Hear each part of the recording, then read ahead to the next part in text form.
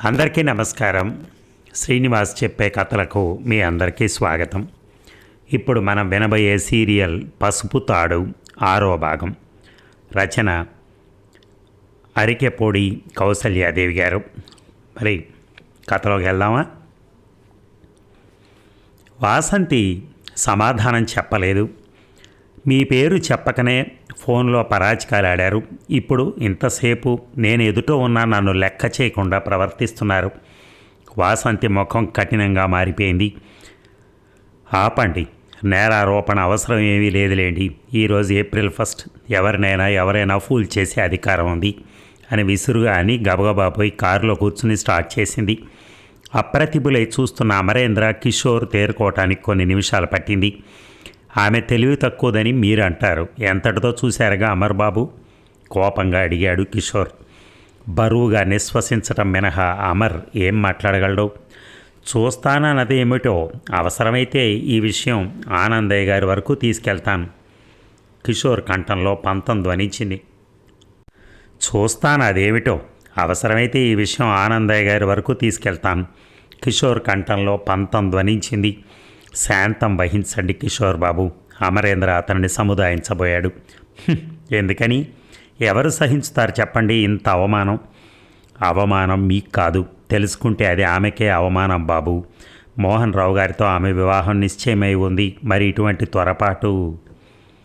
Non sense. నిశ్చయమేమిటి? పీటల మీద పెళ్ళిళ్ళే చెడిపోతున్న కాలంలో నా మానాన నేను నా ప్రాక్టీస్ ఏమిటో, నా కోర్టు గొడవలు ఏమిటో చూసుకుంటూ పడుండేవాడిని.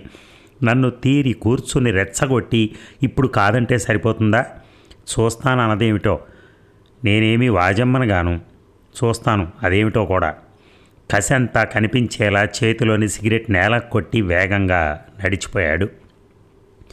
విషయం అర్థమైంది అమరేంద్రకు. సంసారపు మోజు, స్త్రీ ప్రేమ ఎరుగని, ఆశించని కిషోర్లో వాసంతి పిచ్చి పని వలన ఆ రెండు సుషుప్త అవస్థ నుంచి మేల్కొని అతడి మనోనిశ్చలతను చెదరగొట్టి వదిలాయి. ఆ మనోవైకల్యమే ఈ వింత ప్రవర్తనకు, ఆగ్రహానికి కారణం. మాటల మధ్య అదే అభిప్రాయాన్ని నిస్సంకోచంగా తెలిపాడు అమర్. వాసంతితో ఒకనాడు చదరంగం ఆడే సమయంలో, నీ చర్య గర్హనీయం వాసంతి. తన మానాన తాను స్తబ్దుగా పడుండే ఆ పెద్ద మనిషికి నీ అనాలోచిత ప్రవర్తన వేదనను, అనంతమైన పరితాపాన్ని కలిగించింది. అమర్, అది నేను ఒప్పుకుంటున్నాను. కానీ అతడిపై నాకు సానుభూతి మాత్రం లేదు. ఇంత వయసు వచ్చి లోకజ్ఞత, అనుభవజ్ఞత గడించిన అతడు ఒక ఆడపిల్ల చేసిన ఒక్క ఫోన్ పిలుపుకే ఇంతగా మనసు పారవేసుకోవటం నిజంగా హాస్యాస్పదం అందామే. కావచ్చు, కానీ నా అభిప్రాయం జాగ్రత్తగా ఆడు. చెక్. ముందు రాజును కాపాడు. పర్వాలేదు, నాకు 2 గుర్రాలు లేవు. చూడు నా స్టెప్. ఇప్పుడు నీ మంత్రిని పరిగెత్తించు. ఇంతకీ ఏమిటి నువ్వు చెప్పబోయింది ఇంతకుముందు? నా మంత్రిని పోగొడితే నీ మంత్రి ఉండదు. వెనక శకటం కాపలా లేదు. సరే, నీ మాట ఏమిటి? కోపం రాదుగా. చెప్పు. అతడు అదే కిషోర్. ఎప్పుడు మాట్లాడవచ్చినా ఏదో సాకుతో తప్పించుకుంటున్నావే. ఈ ఎన్నాళ్ళు ఇలా పారిపోవటం యథార్థాల నుంచి అన్నాడు అమరేంద్ర. ఏం చేయను మరి? పరిస్థితి ఇంకా తీవ్రం చేయనా చేజేతులాగా? అమరేంద్ర అర్థయుక్తంగా నవ్వాడు. అది ఎటూ జరిగిపోయింది. ఇంచుమించు అనర్థమే జరగకుండా చూడమంటున్నాను ఇక నుంచి. ఎలా? అతడు మాట్లాడటానికి వస్తే ధైర్యంగా మాట్లాడు. క్రమంగా మాటల సందర్భంలో అతగాడు తన అపోహను తానే గ్రహించేటట్టు చేస్తే మంచిది కదా. అది ఒక యుక్తమైన పద్ధతి కూడా. అవును, ఇక ఆడేందుకేముంది? చదరంగంలో నువ్వు చాలా గటికుడివి బాబు, నీతో ఆడలేను అన్నది అతడి ఏనుగును తన శకటంతో తప్పించి. ఏ, నాకంటే నీకే బలాలు ఎక్కువగా ఉన్నాయిగా. అయినా సరే, నీ రాజుని ఇంతవరకు ఏ ఆటలోనూ నేను కట్టలేకపోయాను. ఎప్పుడూ పరాజయం నాదిగానే ఉంటోంది. చదరంగానికి, మానవ జీవితానికి చాలా దగ్గర పోలికుంది. ధనబలంతో సుఖాలు కొనుక్కోలేనట్టే కేవలం జంతు బలగంతో ఎదుటికి రాగానే కట్టివేయలేం. మేధస్సు అవసరం ఇక్కడ. అమరేంద్ర నవ్వుతూ అంటున్నాడు. వాసంతి కూడా నగుమోముతో సరసంగానే వింటోంది. అయితే అంతలోనే ఆ నవ్వు అంతరించి ఆ ముఖం చిన్నదవడంతో అమరేంద్రకు తన మాటల్లో అనాలోచితంగా దొర్లిన తప్పిదం తెలిసి వచ్చింది. అయితే అది సరిదిద్దుకునే అవకాశం ఇవ్వకుండానే మోహన్ వచ్చాడు. ఏమిటో గురు శిష్య సంవాదం, ఏదో హితోపదేశం, సూక్తి ముక్తావళి వినవస్తున్నాయే. వెటకారంతో కూడి ఉంది ఆ కంఠధ్వని. ఇంకా నిదుర వదలని కనులతో మత్తు విడవని నాలుక, స్నానశుద్ధి లేని దేహము. కంపరంగా చూసింది వాసంతి. అమరేంద్ర మాత్రం లెక్క చేసుకోనట్లే తన ఆటలో లీనమై ఉన్నాడు. అక్కడ పొలాలలో, ఇక్కడ ఇంట్లో, మరి బజార్లో ఎక్కడ పడితే అక్కడ అంతర్యామిలా అవతరించే ఈ అమరేశ్వరుడి అసలు ఉద్యోగం ఏమిటి? అటు అమరేంద్రను ఇటు వాసంతిని క్రీగంట చూస్తూ అడిగాడు మోహన్ రావు. అతడి అల్పబుద్ధి తెలిసిన వాడైన అమరేంద్ర ఆట కట్టిపెట్టి లేచాడు మౌనంగా. మోహన్ తన ప్రశ్నలను పొడిగించుతూనే ఉన్నాడు, ఎవరూ మాట్లాడకపోయినా. అటు బయట పనులే కాక ఇటు ఇంట ఆడంగులకు ఆటపాటలు నేర్పే విధి కూడా నీపైననే ఉన్నదనుకుంటాను అమర్. చాలా ఓర్పు గలవాడివిలే. సిగరెట్ వెలిగించి సవిలాసంగా పొగ వదులుతూ అమరేంద్రకు అభిముఖంగా ఉండేటట్టుగా కాళ్ళు బల్లపైకి బారజాపుకున్న అతన్ని ఒక లిప్త కాలం అలా నకసిక పర్యంతం చూశాడు అమరేంద్ర. ఆ చూపులోని నిర్లక్ష్యాన్ని మోహన్ గ్రహించేంతలోనే మరోసారి ఎప్పుడైనా ఆడదాంలేవా వాసంతి అంటూ వేగంగా నిష్క్రమించాడు అమరేంద్ర.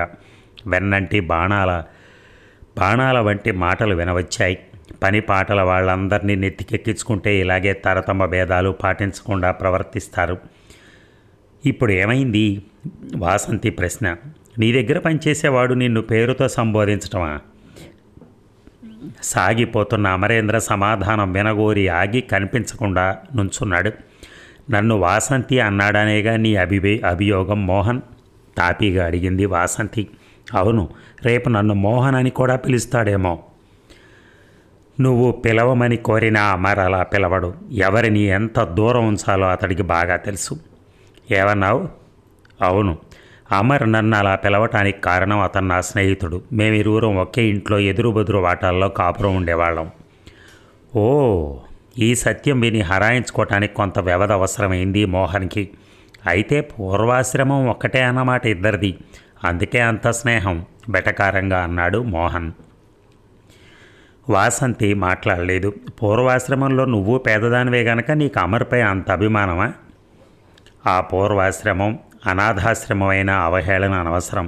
మనిషికి కావాల్సింది స్వాభిమానం, స్వశక్తిపై జీవిక గడపటం. ఈ రెండూ అతడికున్నాయి. ప్రత్యక్ష శ్రోత వదనం పాలిపోయింది. పరోక్షంగా విన్న అమర్ మేను పులకరించింది. చాలు, ఈ తృప్తి చాలు అనుకున్నాడు.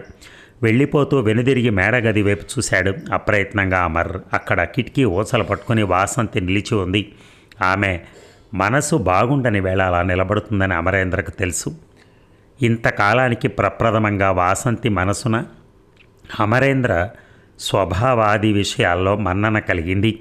అమరేంద్ర ఉత్తముడు, తక్కువ బుద్ధి వారితో తర్కించడు, మెడిసి పడేవారితో పంతమాడడు, దురభిమానుల ఎదుట స్వాభిమానిగా నిరూపించుకుంటాడు. అభిమాన ధనుడు గనకే ఆనాడు తప్ప మరెవరూ మరల తన వివాహ ప్రసక్తిని తీసుకురాలేదు అనుకుందామే.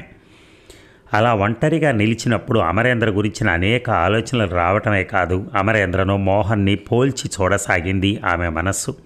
అంతలో ఆ మనసే ఈసడించింది. అమరేంద్ర అద్భుత సంస్కారం ఎక్కడ, మోహన్ ఎక్కడ? మోహన్ అల్పుడు, సంస్కారహీనుడు. కానీ మోహన్ అందం, వేషభాషలు, ఆకర్షణీయమైన నవ్వు, సరదాలు ఆమె ఆలోచించలేకపోతోంది. ఆ అన్నిటి అడుగున ఉన్న అల్పబుద్ధి నీకు అసహ్యకరంగా లేదా అంటూ మనసు గాండ్రించింది. ఎంత తర్కించినా మనసును జయించి అమర్పై మోహన్కు అగ్రస్థానం ఇలేక ఓటమిని అంగీకరించింది. ఇక బ్లడ్ ప్రెషర్ బాగా ఎక్కువగా ఉంది, వెంటనే హాస్పిటల్లో చేరాలి ఆనందయ్య గారు మీరు. డాక్టర్ మాటలు విని విరక్తిగా నవ్వాడు ఆనందయ్య. అవసరం లేదు డాక్టర్, ప్రాణం పోయినా పర్వాలేదు, ఇంకా హాస్పిటల్ చుట్టూ ఎందుకులేండి. వాసంతి కలగజేసుకుంది. చిన్నాన్న అలాగే అంటారులేండి, నేనున్నాను కదా, వెంటనే ఏర్పాటు చేయండి. అమర్, వెళ్ళిపోదాం. పిచ్చి పిల్ల, కడుపును పుట్టిన వాళ్ళు నాకంటే ముందు పరిగెత్తినా అన్న కూతురు నాకు దిక్కైంది. మరి ఈ పిల్ల ఏంగానో నాకేమైనా అయితే బాధగా అన్నాడు ఆనందయ్య. అందుకే మరి నా కోసమైనా మీరు బాగుండాలి చిన్నాన్న. ఆసుపత్రిలో అయితే డాక్టర్ గారు మాటి మాటికి చూడగల అవకాశం ఉంటుంది. అలాగేలే, కానీ ముందు కిషోర్ని కబురు పంపు. ఎందుకు? అవన్నీ అడక్కో, ముందు అతడు ఇక్కడ ఉండాలి. వాసంతితో వాగ్వివాదాల అనంతరం కిషోర్ ఆ ఇంటికి 2-3 సార్లు వచ్చాడు కానీ ఆనందయ్యను కలుసుకోలేదు. వాసంతి అతడితో మాటలాడ నిరాకరించి లోపలి గదుల్లోనే ఉండిపోయింది. ఆ కారణంగా క్రోధం వల్ల కిషోర్ ఆ ఇంటికి రావటం మానుకున్నాడు. అందుకే ఫోన్ చేసిన కారు పంపినా ఆ కారణంగానే ఏదో సాకుతో తప్పించుకున్నాడు. అది గ్రహించిన అమరేంద్ర తాను స్వయంగా వెళ్ళాడు. విషయం విశదంగా వివరించాడు. కిషోర్కి మరి పంతంగా ఉండటం సాధ్యం కాలేదు. ఆనందయ్య కిషోర్ సహాయంతో వీలునామా వ్రాశాడు. ప్రస్తుతం ఉంటున్న భవంతి కొంత రొక్కము వాసంతికి పెళ్లి కానుకగా రాశాడు. మిగిలిన స్థిర చరాస్తులన్నీ వాసంతికి సుజాతకి తన తదనంతరం చెరిసగం చెందేటట్టుగా వ్రాశాడు ఆనందయ్య. ఏమిటి పిచ్చి వ్రాత, సుజాత కళ్ళేదిగా అని అడ్డు తగిలాడు మోహన్. కిషోర్ అమర్లు ముఖముఖాలు చూసుకున్నారు. మోహన్ మాటల్లో వినిపించుతున్న అభ్యంతరం గ్రహించి ఎప్పటికైనా వస్తుంది, రాకేమవుతుంది ఆనందయ్య ఎదురడిగాడు. వస్తే పడుంటుంది ఒక మూల, మీకింత సేవ చేస్తున్నది వాసంతి. ఇల్లు వదిలి నిర్లజ్జగా ఇంటి పరువును పోగొట్టింది సుజాత. వాసంతితో సమంగా ఆమెకు ఆస్తి ఇవ్వటంలో మీ ఉద్దేశం? మోహన్ తీవ్రంగా అడిగాడు. మోహన్ అంతే తీవ్రంగా అదలించుతున్నట్టే అంది వాసంతి. చిన్నాన్న ఇష్ట ప్రకారం రాసుకుంటారు, అయినా అంతా సుజాతకే ఇచ్చినా నాకు అభ్యంతరం లేదు. ఆ మాటలు తనకు హర్షదాయకమైనట్టుగా ఆనందయ్య ముఖ కవళికలు చెప్తున్నాయి. కిషోర్ అమర్లు ప్రశంసా పాత్రంగా చూశారు.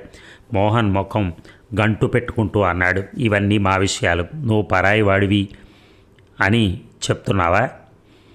మోహన్, మనుషులు వీలునామా వ్రాసేది ఎప్పుడు? ఏమైనా ఆలోచించావా? ఇటువంటి పరిస్థితుల్లో అలా మాట్లాడేందుకు నీ మనసు ఎలా అంగీకరిస్తోంది? మోహన్ మరింతగా మాడిన మొహంతో సమాధానం ఇచ్చే లోపనే వాసంతి, కిషోర్ బాబు, చిన్నాన్నగారి అభిమతం ప్రకారం మీరు వ్రాయండి, మా అందరి ప్రమేయాలు అనవసరం అనేసింది బయటికి నడుస్తూ. అమర్ ఆ వెనువెంటనే నిష్క్రమించాడు. మోహన్ కూడా మరి గత్యంతరం లేక అక్కడి నుంచి లేవవలసి వచ్చింది. కానీ అతడి ముఖం కారాలు మిరియాలు నూరుతోంది. సుజాత తిరిగి రాని పక్షంలో ఆమె వంతు ఆస్తి అనాథాశ్రమానికి చెందేటట్టుగా వ్రాయించాడు ఆనందయ్య. మోహన్కి ఇది కూడా కంటకప్రాయంగానే ఉన్నా పైకేం మాట్లాడలేదు. అందరితోనూ తప్పనిసరిగా అతడు సిటీ హాస్పిటల్కి బయలుదేరాడే కానీ మనస్ఫూర్తిగా కాదు, అది అందరికీ తెలుసు. దారి పొడుగున చిరుబురులాడుతూనే ఉన్నాడు. హాస్పిటల్కి చేరుతూనే అతని స్నేహితుడు ఎవరో కలిశాడు. వచ్చిన పని ఇతరులకు వదిలి మోహన్ ఆ స్నేహితుని వెంట సినిమాకు వెళ్ళిపోయాడు. అతడి బాధ్యతారహిత ప్రవర్తనకు వాసంతి ముఖం ఎంతగా వడలిపోయిందంటే చాలాసేపటి వరకు అమరేంద్ర కానీ కిషోర్ కానీ ఆమెను పలుకరించడానికి కూడా సాహసించలేకపోయారు. మేడలో మీ గదులు మినహా మిగిలిన భాగాలన్నీ తాళం పెట్టే ఉంచండి, నువ్వు సాయంత్రం వచ్చి చూస్తూ ఉండు అమర్, వంట మనిషి భోజనం తెస్తూ ఉంటాడు అన్నది వాసంతి. నువ్వు ఇక్కడెందుకు వాసంతి, వెళ్ళిపో మా ఇంటికి అని చెప్పాడు ఆనందయ్య అనేక విధాల. వెళ్ళి ఏం చేయాలి చిన్నాన్న, ఇంకెవరున్నారు అక్కడ, ఇంటిని భద్రంగా చూసుకుందుకు అమరున్నాడు అంటున్న వాసంతి కంఠం గద్గదమైంది. తన కన్నీరు ఎవరూ చూడరాడవన్నట్టుగా పోయి కిటికీ చెంత నిలబడింది. అమరేంద్ర చెలించాడు. ఏమిటి వాసంతిలో ఏ రోజుకి ఆ రోజు ఈ మార్పు? సాధారణంగా ఆడపిల్లలంతా మాటిమాటికి కంటతడి పెట్టినట్టు ఆమె ఎప్పుడూ చేయకపోగా అతి నిబ్బరంగా ప్రవర్తించేది. ఏ పరిస్థితుల్లోనైనా ఏవి మనస్సుకు పట్టనట్టుగా ఉండేది కాదు. ఆమె లోకం ఆమెదిగా ఊహాగానాల్లో విహరిస్తూనే ఈ స్వేచ్ఛా విహంగానికి ఏమైంది అసలు? ఆమెలోని స్త్రీత్వం మేలుకుంటోందా? ఈ ఊహాలోక విహంగాన్ని ఏ బాణం తగిలి నేలను పడవేసింది? వాసంతి కంటి నీరు అమరేంద్రను కలవరపరచడమే కాక బాధించింది కూడా. అతడి మనసున్న వాసంతి ఎడల చెక్కు చెదరని అనురాగం, ఆరాధన ఉండటమే ఇందుకు కారణం. బాధపడకు వాసంతి, నీ బాధను పంచుకోవటానికి, నీ కన్నీటిని తొడవటానికి నేనున్నాను అని చెప్పాలనిపించింది. కానీ అతడు అభిమాని, నిస్వార్థపరుడు, అన్నిటికంటే ప్రధానంగా ఎంతో నిగ్రహం కలవాడు. ఇక మోహన్ బాబు స్నేహితునితో కలిసి పెద్ద హోటల్ ముందు సవిలాసంగా కారు దిగుతున్న మోహన్ దగ్గరికి రుద్ధస్వరంతో పిలుస్తూ అడ్డు వచ్చిన యువతి చాలా బేదగా దయనీయంగా ఉంది. ఆమె సుజాత పూలమాలలు అమ్ముతోంది. ఆమెను గుర్తించుతూనే మోహన్ రావు బ్రుకుటి ముడివేస్తూ ఆగ్రహావేశపరుడయ్యాడు. మోహన్ బాబు, మీరింటికొచ్చి ఎన్నాళ్ళయిందని? నేను ఆకలితో భయంతో చచ్చిపోతున్నాను దీనంగా ప్రాధేయపడుతూ చెప్తున్న సుజాతలో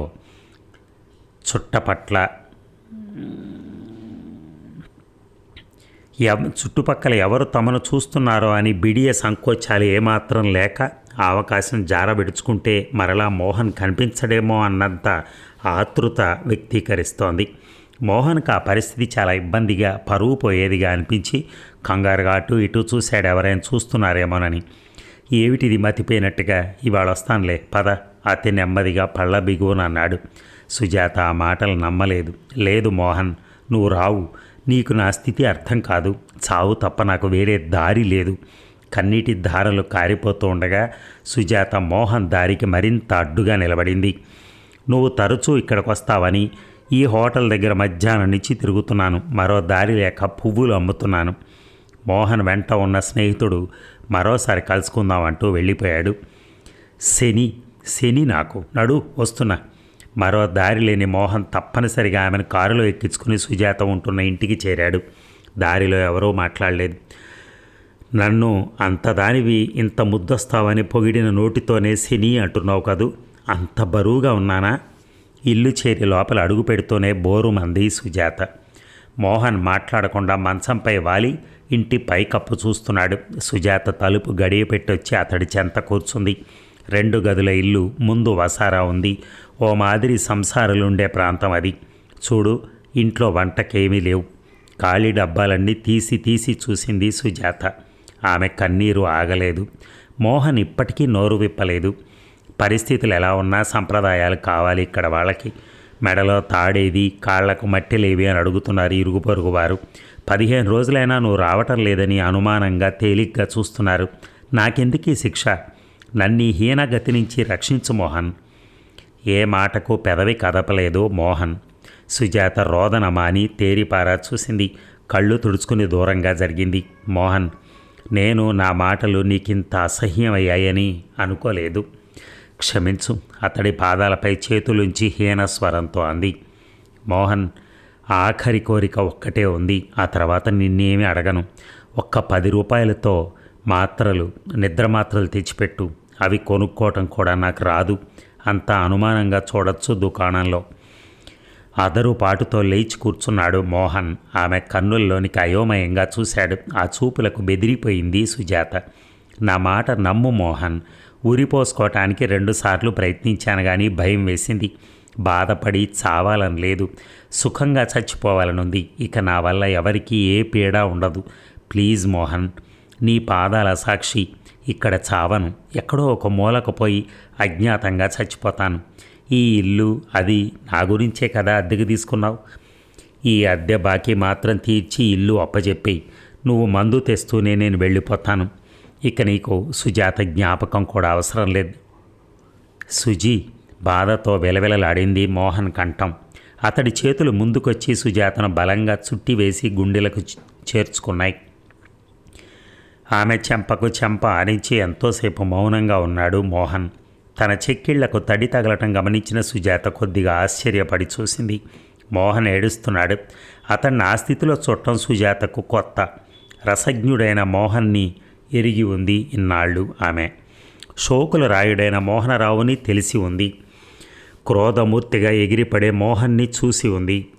ఇంకా అతడి అనేక హావభావాల ప్రదర్శనను చూసింది. కానీ మోహన్ రావు ఏడవగలడని, అతడికి బాధ అనేది ఉంటుందని మొదటిసారిగా తెలిసింది. కానీ ఇది ఎంతవరకు సమంజసం? ఇదొక కొత్త అవతారం కాదు కదా. అతడి బంధాన్ని మెల్లగా విడిపించుకుంటూ అంది. అడగకూడదనే అనుకున్నాను. ఆ ఎదిరింటి ఆమె జబ్బు పడింది, సాయం వెళ్ళాను. అప్పుడు తెలిసింది ఆ మందు సీసా ధర అంతుంటుందని. ఆవిడ మంచాన ఉన్నవాళ్ళు ఆవిడ పువ్వులు అమ్మే పని నేను చేయటానికి ఒప్పుకున్నాను ఉన్నన్నాళ్ళు. ఆ విధంగా ఆ 10 రూపాయలు సంపాదించగలను అనుకున్నాను. కానీ 2 రూపాయలు మిగలటం కూడా గగనం అయిపోతోంది. అవి ఆవిడకు నాకు చాలటం లేదు.